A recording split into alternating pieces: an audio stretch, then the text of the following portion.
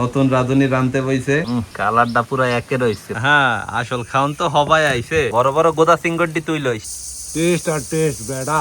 কে রল ভাইয়া, রোজাকালে ঘাটে গেলি মাছ আনতে, কি মাছ আনছো? আরে বেটা ঘাটে কোনো মাছই পাওয়া যায় না, পাইছি কটা হলা সিঙ্গুর হেই লই আইছি। কই দেহি। ও বেশ বড় না, এই পাওয়া যায় না যে দাম বেটা মাছের। রোজাকালে দাম বেশি। হ্যাঁ এক্সের দাম বেটা। যাক, দাম হইলো কিছু করার নাই, রোজাকালে খাইতে হইবে। চলো আম্মুর দ্বারা চিংড়ি মাছ লই যাই, দে আম্মু কি করে আজগো। এ আম্মু কই তুমি? এ তাড়াতাড়ি একটা শ্রেণী লই যাও, রল ভাইয়া হলা চিংড়ি মাছ লই আইছে। খালি হলা সিঙ্গুর মাছ আইছে, হাসা মাছটা পাও নাই রে? আম্মু যে হাসরা মাছ উঠছেলে হ্যাঁ আমাকে ফ্রিজেও আছে, এই লিগা রানি নেই। ঠিকই আছে তো, ওই ঢাল দেহি। দেখি তুই কি চিংড়ি মাছ আনছো।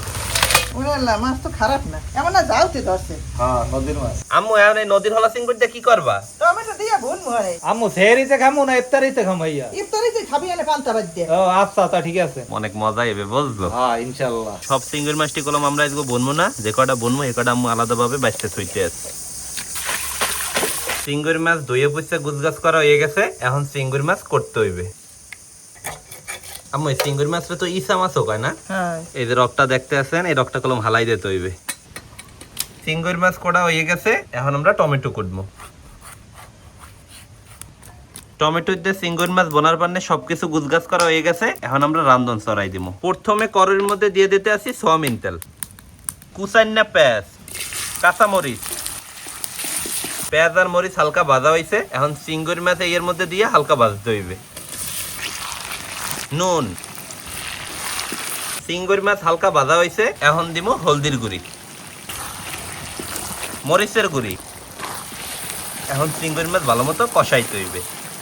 চিংড়ি মাছও কষাইন হয়ে গেছে, এখন টমেটো দিয়ে কষাইতে হইবে।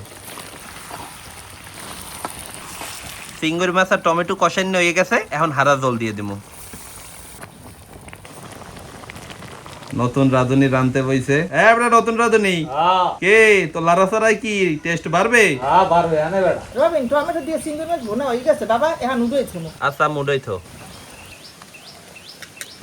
কালারটা পুরো একে রইছে, পুরো লোভনীয়। আজকে ইফতারের সময় খাইতেও কলম জম্মের মজা হইবে মনোরা। ইফতারের আর মাত্র 20 মিনিট সময় বাকি আছে, চলে আইছে আমাগো স্পেশাল ঠান্ডা ঠান্ডা পান্তা ভাত। হ্যাঁ, আসল খাওন তো হবাই আইছে। রল ভাইয়া হ্যাঁ সময় তো কম, তুই বাইরে দে।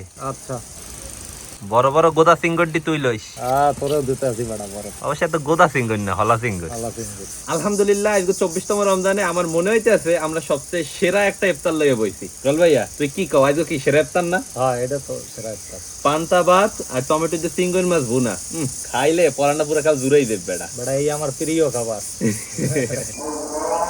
রল ভাই ইফতারের সময় হয়েছে, আগে খেজুর দিয়ে ইফতার শুরু করি। বিসমিল্লাহ। রল ভাইয়া হ্যাঁ ল শুরু করি। ঠিক আছে।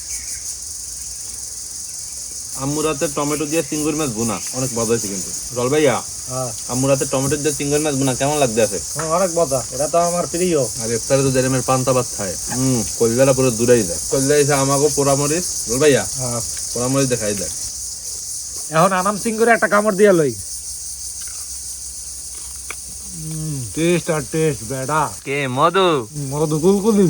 পায়েস পায়েস। আসলেই কলম টমেটো দিয়ে চিংড়ি মাছ ভুনার যে টেস্ট, কলিজা পুরো ঠান্ডা হয়ে গেছে। কইয়া বোঝানো যাবে না।